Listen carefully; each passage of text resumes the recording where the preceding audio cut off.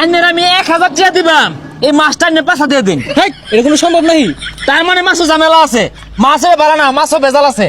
দর্শক, এইখানে এক ভাই ইট বিক্রি করতেছে, আমরা তাকে জিজ্ঞেস করব, ভাই ইট কত করে বিক্রি করতেছেন? 10 টাকা পিস। 10 টাকা পিস। আমি আপনাকে 500 টাকা দিব, আপনি এক ইট খেয়ে দেখাবেন। এই মিয়া কি কই, এটা কি খাওয়ার জিনিস? 500 দিনই খাওন যাইবো? তার মানে দর্শক, তার ইটে ভেজাল আছে। আর কি আর ভেজাল আছে?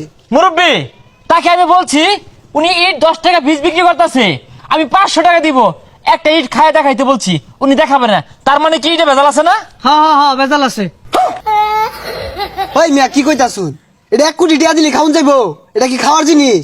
ভাই যত কিছু বুঝাইন, ইটের মধ্যে ভেজাল আছে, এর লেগে এনে খায়ার চাইতেছুন না।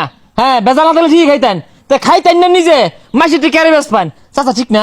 হ্যাঁ ঠিক। এই মিয়া ইট কি খাওয়ার জিনিস? ভেজাল আছে? দুনিয়ার মানুষ ইট কিনতে আছে, অকরটি ভেজাল নাই, আইনেরটি ভেজাল আছে, মারাইছুন জানিতে? কি যাইবো দর্শক, উনার ইটে ভেজাল আছে, এই জন্য ইট খাই নাই। ভাই এই মাছ কেজি কত? 160 টাকা কেজি।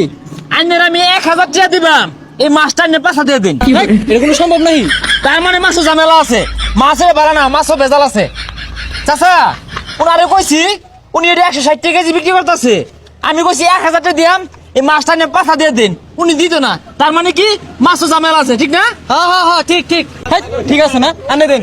হে মিয়া, এটা কোনো যুক্তি কথা কইতাছ?